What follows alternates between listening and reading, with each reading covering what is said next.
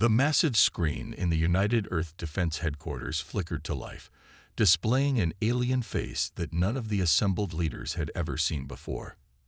Ambassador James Miller stood among them, his heart pounding but his face showing nothing but calm professionalism. "People of Earth," the alien spoke in perfect English, its translucent skin glowing with each word. "The Galactic Council has observed your recent achievement of faster-than-light travel.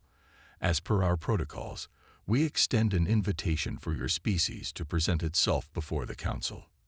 The room erupted in whispers and gasps, but Miller remained focused on the screen. After decades of wondering if humanity was alone in the universe, here was the answer. Not just alien life, but an entire governing body of species. 2 weeks later, Miller found himself aboard the first human diplomatic vessel to leave Earth's solar system. The ship, named Hope, carried Earth's finest diplomat toward the Council's massive space station. As they approached, Miller stood at the observation deck, taking in the enormous structure. It looked like a silver flower blooming in space, with massive petals that served as docking bays for thousands of ships from across the galaxy. The human crew fell silent as their ship was guided into one of the smaller docking bays, one clearly meant for lesser species. Miller noticed this, but kept his thoughts to himself. His years of diplomatic service had taught him to observe everything, but react to nothing. Inside the station, Miller and his small team were met by their assigned guide, a tall being named Blue who moved like flowing water. "Welcome to Station Alpha 1, Blue said, its voice melodious but somehow cold. "The Council has granted you 3 standard days to prepare for your presentation." As they walked through the station's massive corridors, Miller noticed the looks they received from other alien species. Some were curious, others dismissive, but most seemed to regard the humans as one might view animals in a zoo. Interesting, but ultimately inferior. In their assigned quarters, Miller's assistant Tom turned to him. "Did you see how they're treating us? Like we're some kind of primitive species that just learned to walk upright." Miller nodded slowly, unpacking his diplomatic materials. "I saw, and I heard what they didn't say. They've placed us in the outer ring quarters, usually reserved for probationary species. They assigned us a low-ranking guide. Even the docking bay they gave us speaks volumes." "So what do we do?" Tom asked, frustration clear in his voice. Miller smiled, but it wasn't a happy smile. It was the smile of someone who had spent decades reading between lines and understanding unspoken messages. "We watch, we listen, and we prepare. They think we're primitive because we've only just achieved FTL travel. They expect us to be grateful just to be here, to accept any terms they give us." He walked to the window, looking out at the endless stream of ships moving through space. "But they've made their first mistake. They've underestimated us. Humanity has a long history of being underestimated, and it's never ended well for those who made that mistake." The next 2 days were spent observing council proceedings from the public gallery. Miller watched as other species presented their cases for various matters. He noticed how the council members, representing the 12 most powerful species in the galaxy, treated different races. The pattern was clear. Newer species, especially those with recent FTL capability, were treated with barely concealed disdain. On the evening before their presentation, Miller sat in his quarters, reviewing his notes. The council's attitude was clear. They expected humanity to grovel, to be grateful for any scraps of attention they received. They expected another primitive species they could eventually exploit or ignore. What they didn't expect was James Miller, a man who had spent his life turning impossible diplomatic situations into victories. As he prepared for bed, Miller smiled to himself. Tomorrow would be interesting, and the council had no idea what was coming. The stars outside his window seemed to twinkle in agreement, as if they too were eager to see what would happen when humanity finally took its place on the galactic stage. The council chamber stretched high above Miller like a cathedral made of light and metal. 12 massive thrones, each designed to accommodate different alien physiologies, formed a semicircle before him. The public galleries above were packed with representatives from hundreds of species, all eager to witness Earth's first appearance. Ambassador James Miller of Earth announced the Chambermaster, its voice echoing through the vast space. "You may approach the circle of voice." Miller walked forward with measured steps. He could feel the weight of thousands of alien eyes on him, but his focus remained on the council members. The largest of them, a being that looked like a mountain of crystals, spoke first. "Your species has achieved basic faster-than-light travel," the crystal being stated, its voice resonating through the chamber. "Yet we see no other significant achievements. Tell us why Earth deserves consideration for council membership." Miller began his carefully prepared presentation, highlighting humanity's rapid technological advancement, their resilience, and their potential for growth. But with each point he made, a council member would interrupt with a dismissive comment. "Primitive fusion technology," scoffed one member, its tentacles waving in apparent amusement. "Their medical science is barely beyond cutting people open," another added, generating waves of laughter from the gallery. The crystal being raised what appeared to be a hand for silence. "Ambassador Miller, let us be direct. For full membership consideration, your species must meet certain conditions." A holographic display appeared in the center of the chamber. Miller's eyes widened as he read the requirements. Development of instantaneous communication across multiple galaxies, mastery of gravity manipulation at a planetary scale, and the ability to terraform dead worlds within a standard solar cycle. "These are our basic requirements," the crystal being continued. "We expect them to be met within 5 Earth years." Miller stood silent for a moment, processing what he just heard. These weren't requirements. They were barriers designed to be impossible to overcome. His diplomatic training told him to accept gracefully and withdraw. But something else, something distinctly human, made him stay where he was. "With respect," Miller said, his voice calm but firm, "I request access to the historical records of species advancement within the Council's jurisdiction." The Council members shifted uncomfortably. "Why would you need such information?" asked a being that seemed made of pure energy. "To better understand the path we must take," Miller replied smoothly, though he already suspected what he would find. The Council grudgingly granted his request, clearly not expecting much to come from it. Over the next day, Miller and his team dove deep into the records. What they found confirmed his suspicions. "Look at this," Tom said, pointing to a data stream. "In the last 100 years, the Council has rejected 80% of all new species that achieved FTL travel. And the requirements, they keep getting more difficult each cycle." Miller nodded, scrolling through more data. "And what happens to the rejected species?" Tom's face darkened. "They either fade into obscurity or, sir, many of them end up in protective agreements with Council member species. These agreements look more like exploitation contracts." Miller leaned back in his chair, his mind racing. The Council wasn't just dismissive of humanity. They were actively working to keep new species from gaining any real power in the galaxy. It was a system designed to maintain the status quo, keeping power concentrated among the original Council members. "Sir," Tom said hesitantly, "what do we do? We can't possibly meet their requirements in 5 years. No species could." Miller stood up and walked to the window, watching the endless stream of ships moving through space. "No, we can't meet their requirements," he agreed. "But that's not what we're going to do." He turned back to his team, a determined look in his eyes. "We're going to change the game entirely." In his quarters that night, Miller began preparing for his next Council appearance.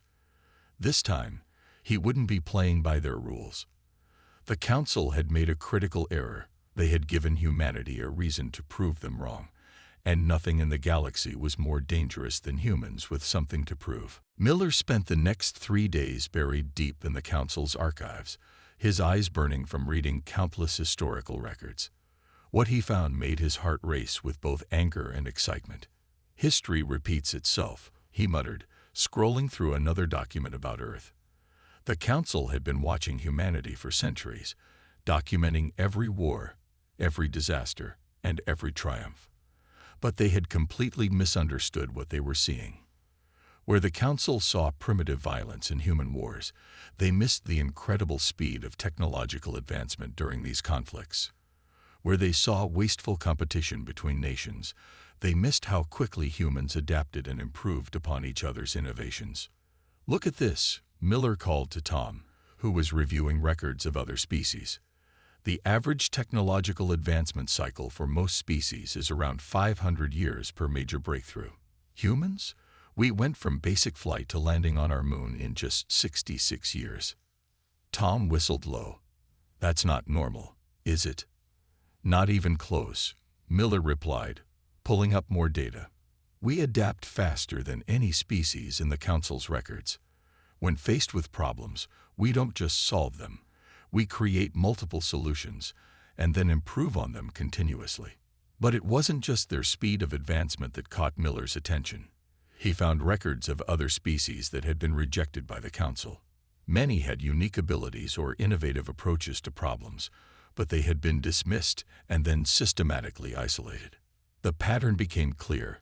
Any species that showed potential to disrupt the Council's power structure was either rejected or forced into unfair treaties.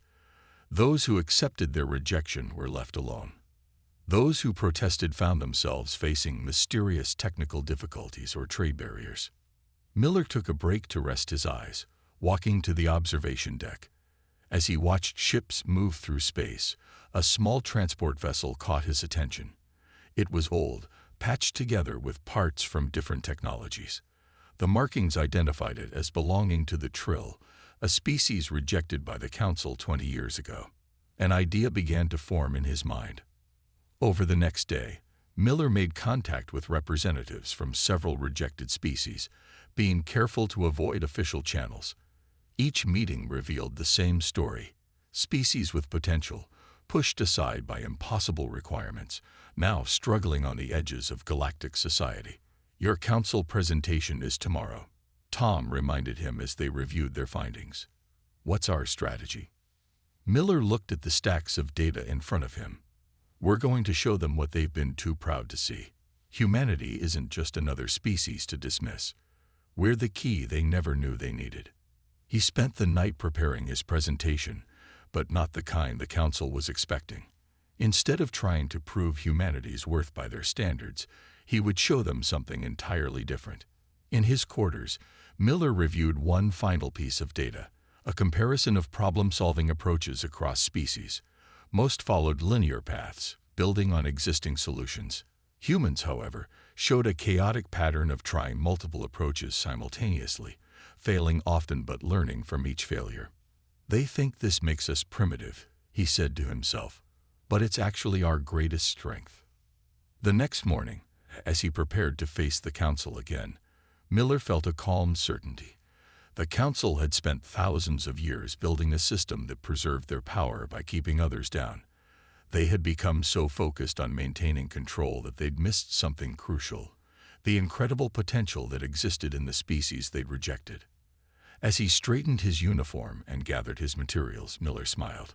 The Council thought they were dealing with just another primitive species learning its place in the galaxy. Instead, they were about to face something they'd never encountered before: a human who understood their game and wasn't afraid to challenge it. "Time to show them what humanity really is," he said, stepping out of his quarters. The corridors of the station seemed brighter somehow, as if the very walls knew that change was coming. The Council chamber was even more crowded than before. Word had spread about the unusual human ambassador who had been digging through historical records, and many species wanted to witness what would happen next. Miller stood in the circle of voice, his posture relaxed but confident. The crystal being spoke first, its tone dripping with condescension.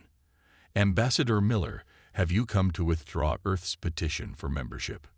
"No," Miller replied, his voice carrying clearly through the chamber.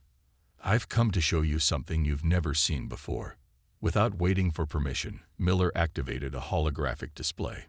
The image showed Earth's history of technological advancement, but presented in a way that made the council members shift uncomfortably in their seats. "You saw our wars and call us violent," Miller began. "But look at how our medical science advanced. Every conflict pushed us to save more lives, to heal injuries you thought were fatal. Those same technologies are now used to extend life and cure diseases across our world." He changed the display. "You mocked our space program, called it primitive, but we went from our first powered flight to landing on our moon in a single human lifetime. No other species in your records has adapted so quickly." Murmurs spread through the gallery. Miller continued, his voice growing stronger. "But that's not why I'm here today. I'm here because of what you've been doing to other species." The council members froze. The crystal being's surface darkened. "You are out of line, Ambassador." "Am I?" Miller switched the display again, showing statistics about rejected species. "In the past century, you've rejected 80% of new species. Those who accepted rejection were left to struggle. Those who protested faced mysterious accidents and trade barriers." The energy being flared brightly. "These accusations are supported by your own records," Miller interrupted. "Records you gave me access to. But here's what you missed. Those species you rejected, they're still advancing, still innovating, and humanity has something none of you expected." The display changed one final time, showing a complex network of connections. "We don't just solve problems, we connect solutions. We take ideas from one field and apply them to another. We fail fast, learn faster, and never stop trying new approaches." Miller stepped forward, his voice now carrying an edge of steel. "You gave us impossible requirements, thinking we'd accept rejection like the others. Instead, we've spent the last week making connections with those rejected species, sharing ideas, building bridges." The chamber erupted in shocked whispers. Miller raised his voice slightly, commanding attention. "While you've been maintaining your power through exclusion, we've been learning to unite people, to find strength in diversity. Those species you rejected, they each have unique abilities, innovative ideas, and untapped potential." He turned slowly, making eye contact with various council members. "You thought you were judging us, but we've been watching you. Your system is built on keeping others down to maintain your power. But power based on suppression can't last forever." The crystal being's voice boomed through the chamber. "Are you threatening the council?" Miller smiled, but his eyes remained serious. "No, I'm offering you a choice. Continue as you are, watching your influence slowly erode as more species realize the truth, or work with us to build something better. Humanity doesn't want to replace your power structure. We want to transform it." The chamber fell completely silent. Miller's words hung in the air, heavy with possibility and threat. In the gallery, representatives of rejected species leaned forward, hope beginning to shine in their eyes. "The choice is yours," Miller concluded. "But remember this, humanity has never backed down from a challenge. We've never accepted arbitrary limitations, and we've never, ever failed to rise above those who tried to keep us down." With that, he stepped back from the circle of voice. The council members sat in stunned silence, their usual air of superiority shattered by the truth of his words. In the galleries above, something new was spreading through the crowd. Not fear, not anger, but hope. The galaxy was about to change, and everyone in that chamber knew it. The effects of Miller's speech spread through the galactic community like a shockwave.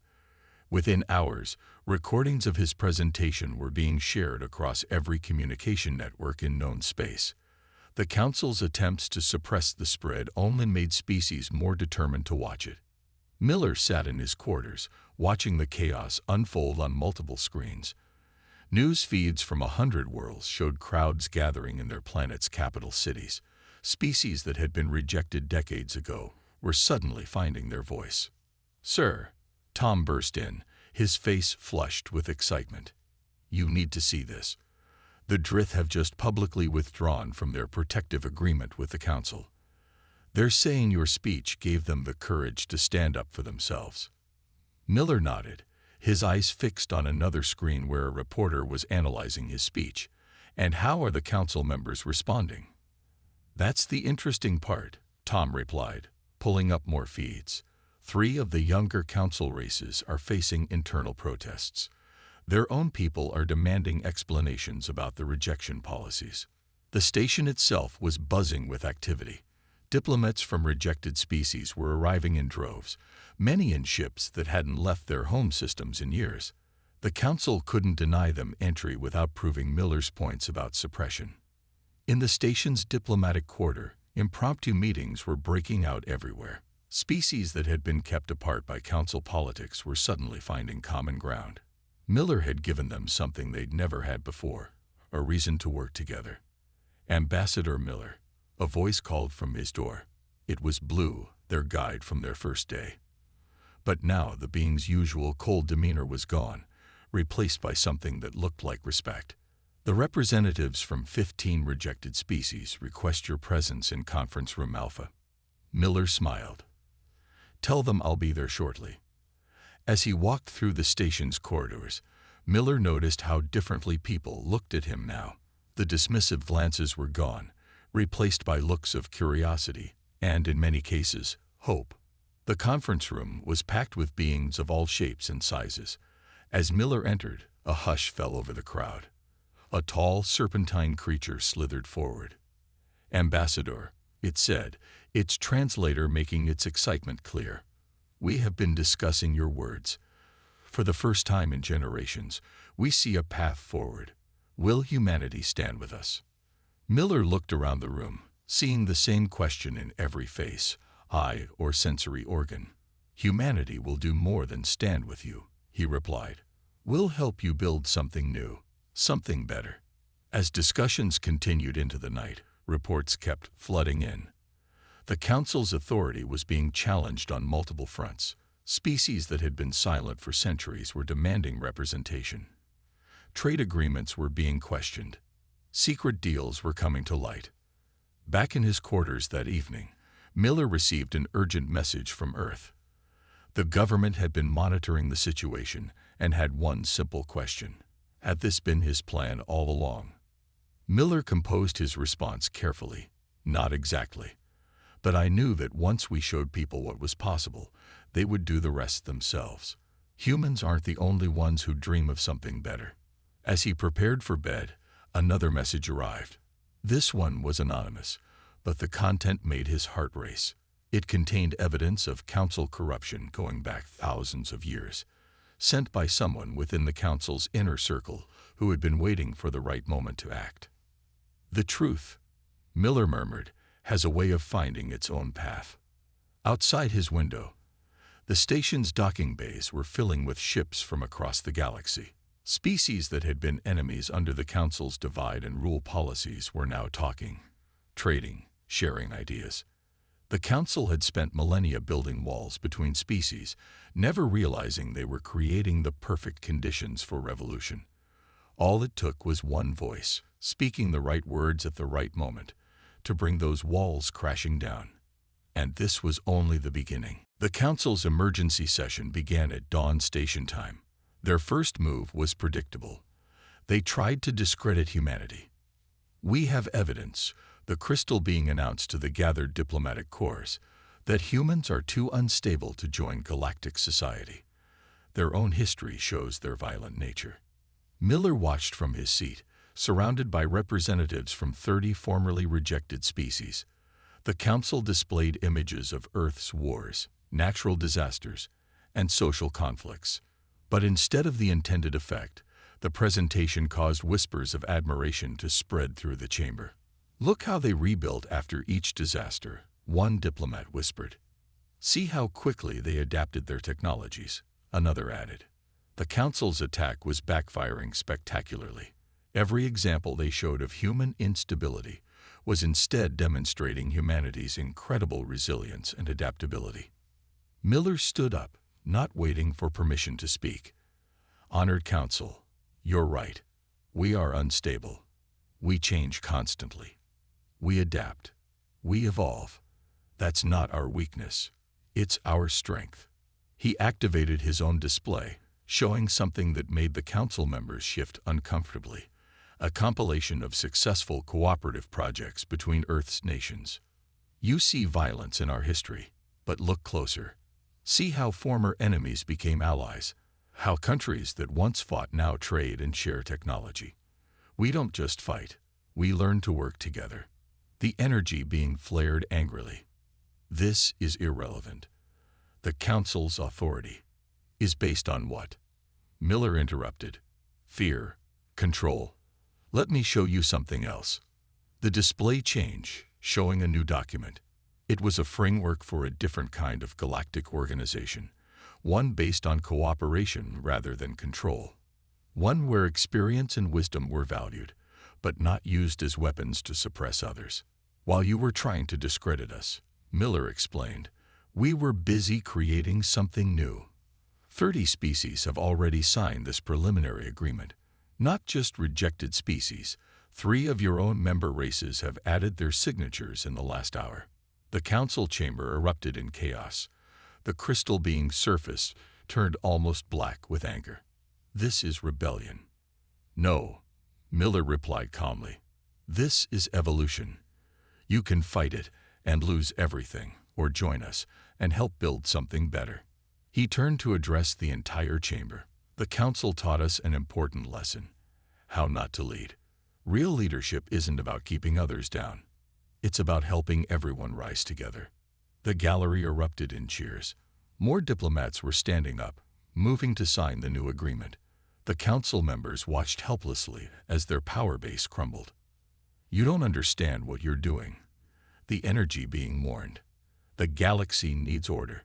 The galaxy needs growth, Miller countered. It needs innovation, cooperation, and change. That's what humanity does best. We change, and we help others change with us. Tom appeared at Miller's side, passing him a datapad. Sir, 12 more species have requested to join the alliance, and 3 council members are asking for private meetings. Miller nodded, then turned back to the council. Your choice is simple. Join us as equals in building something new, or watch from the sidelines as the galaxy moves forward without you. The crystal being's voice had lost its commanding tone. And if we refuse, then you'll learn another human trait. We're very good at working around obstacles.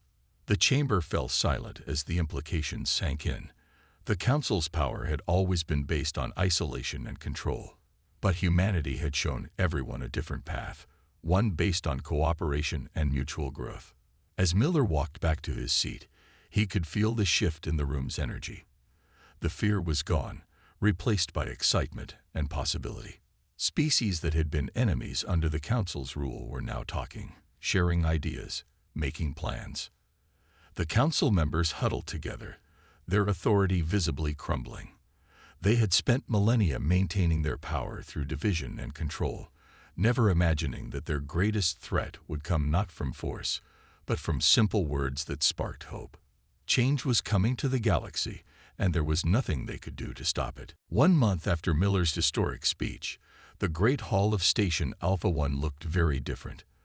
The towering thrones of the council had been replaced by a circular arrangement of equal seats.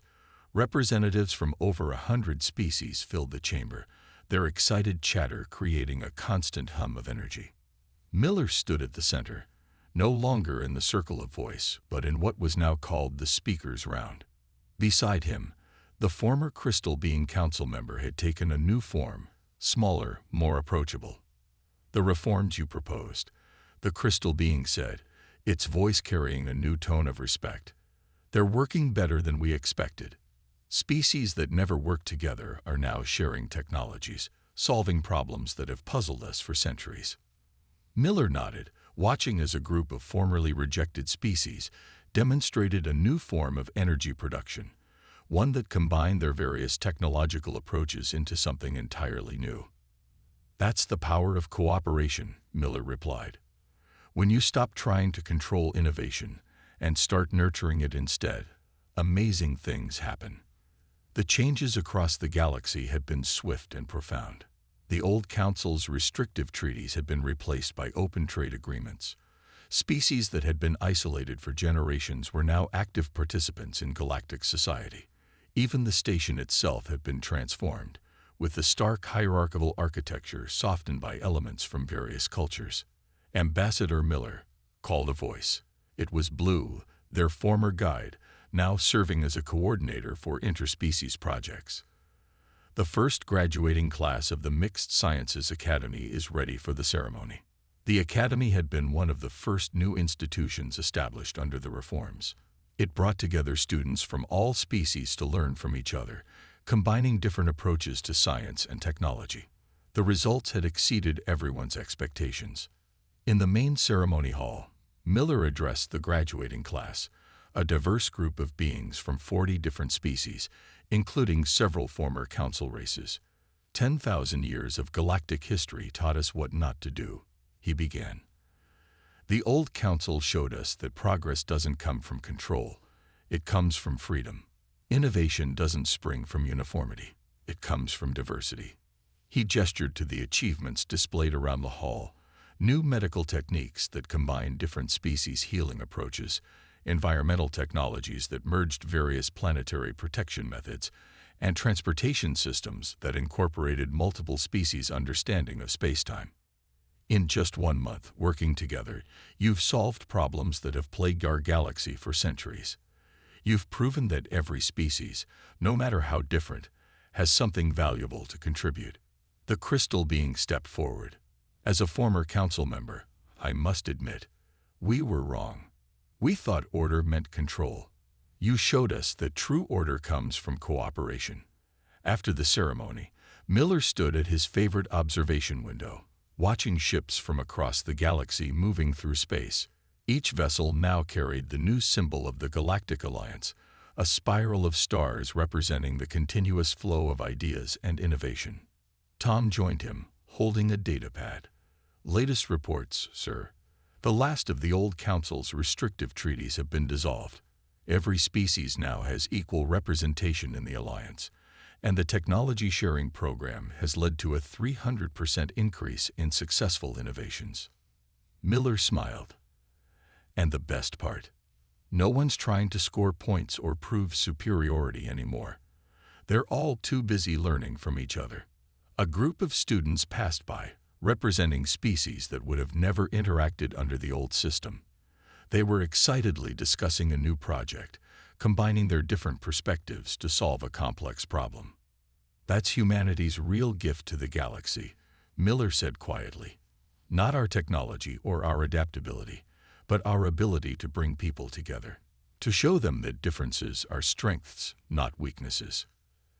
As the station's day cycle began to dim, Miller reflected on how far they'd come. The council that had once scorned humanity had been transformed into something better, not through force or threat, but through the power of words and ideas. The stars outside seemed brighter somehow, as if they too were celebrating the dawn of a new age. An age where no species would be scorned or rejected, where every voice would be heard, and where the combined wisdom of 1,000 worlds would light the way forward.